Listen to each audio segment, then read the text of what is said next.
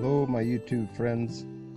I want to give a quick reading of some passages out of the Bible today that I was reminded of. Sometimes we wonder, why are we given hardships? Why do we have to suffer? Why do we have to, struggle against maybe an addiction or whatever it is? Why are we given weaknesses? And this passage just came to my mind, and it's so true, and I think we need to all remember it. If that's you, definitely me. I struggle with things all the time. Trying to stay close to God is definitely not easy. But let's take a look at 2 Corinthians chapter 12, and then we're going to look at verse 9, just to get to the main point of everything. Verse 9 here, it says, Apostle Paul speaking, God speaking to Apostle Paul, and he said unto me, My grace is sufficient for thee, for my strength is made perfect in weakness. Most gladly therefore will I rather glory in my infirmities, that the power of Christ may rest upon me. Then Apostle Paul continues and he says, Therefore I take pleasure in infirmities, in reproaches, in necessities, in persecutions, and distresses for Christ's sake, for when I am weak, then I am strong. So that's when the power of Christ really shows up in our lives. Sometimes we might be going through a divorce. Maybe we're going, our wife leaves us, or husband leaves us, or maybe financial difficulties come along, or whatever it is. It's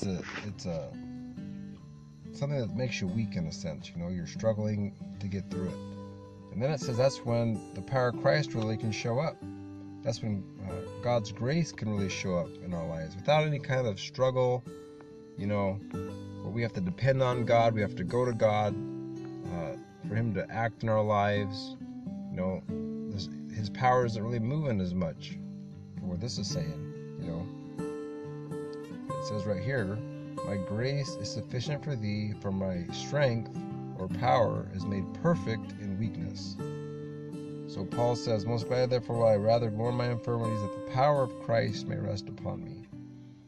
Without these infirmities, the power of Christ maybe isn't working so strong in his life.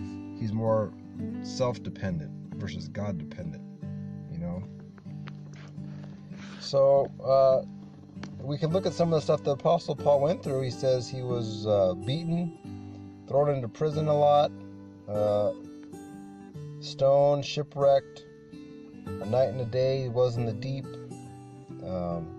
He was in peril by robbers, in peril in the water, in perils by his own countrymen, in perils by the heathen. This is verse 26, talking about here in 2 Corinthians chapter 11. Perils in the wilderness, perils in the sea, perils among false brethren. Verse 27, and weariness and painfulness, and watchings often, and hunger, thirst, and fastings often. How often do you fast? That's one thing I've been working on. God's been prodding me to do more, and I guess we all have our different seasons where we need to work on certain things. That's where He's working on me on. And I tell you, I can feel the difference when I obey God and I really do the fast I need to do. The fasting I need to do. It's a blessing, and I'm getting better at it. It's like kind of you got to work on a muscle, but you got to just keep working at it. You know what I mean?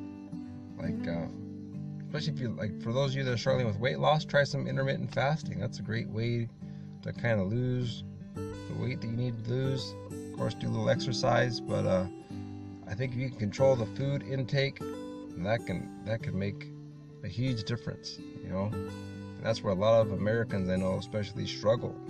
We have such a high obesity rate in America.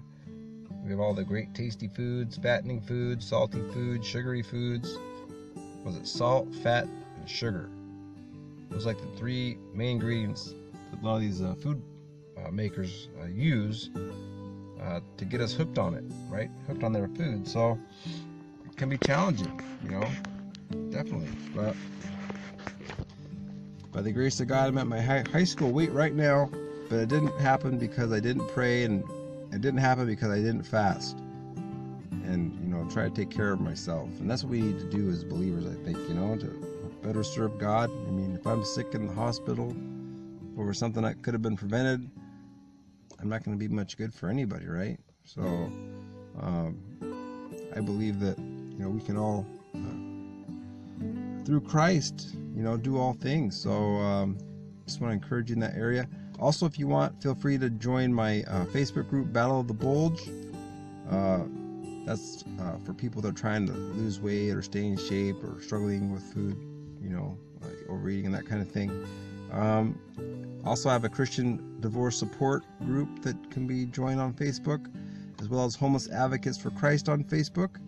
And also, every Saturday from 9:30 a.m. to 11 a.m., that's 9:30 a.m. to 11 a.m., at 202 West Broadway, we have support meetings for those in recovery, those struggling with life, maybe a divorce, addiction, whatever it is, family issues. Feel free to come and join us for the meetings. We have some great fellowship and just do some worship. And also we need, of course, more people to get involved in leadership. So if that's you'd like to be involved in that, let me know. And also, please do share this video and just pray for all these different ministries to really grow and bless many. I really try to work and help people in areas that I have little experience in, and sometimes that thing that you suffered is something that's gonna be a ministry for you, because you're gonna be able to minister to someone in that area that maybe you've gone through and come out the other end okay, and whether it be a divorce or maybe you had a loved one pass away, it was really hard for you, or whatever it is, there's people all around us going through the same things, so we're not alone really, all these different struggles. And that's the great thing about this meeting on Saturdays. We get together and, it helps us to realize, we're here, we have each other, and of course we have the Lord, and we can pray for each other and get through these things. So, love to see you there Saturday. It's at 202 West Broadway in Anaheim again, 9:30 a.m. to 11 a.m. every Saturday morning.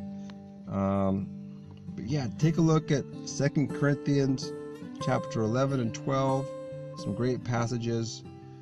So if you're struggling with a weakness, know that Christ's power is then able to rest upon you in a mighty way, and Christ can show up in a big way and move in your life, and He gives you the strength to overcome.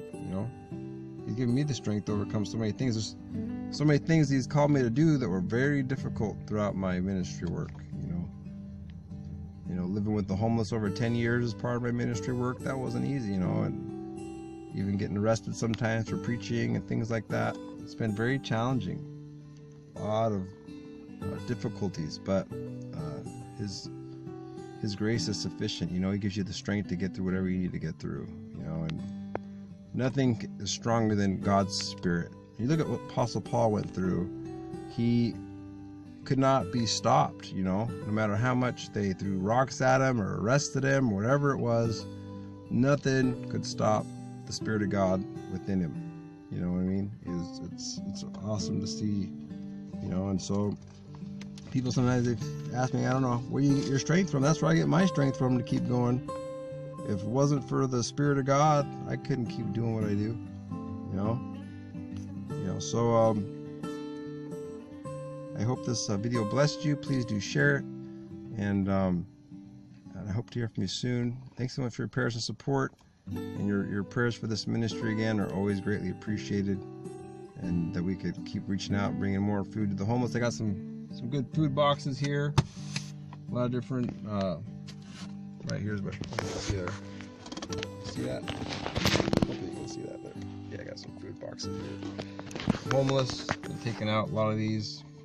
Probably get one more carload next week, and thankfully able to get that. But pray we can keep getting good food for the homeless too, and keep reaching out.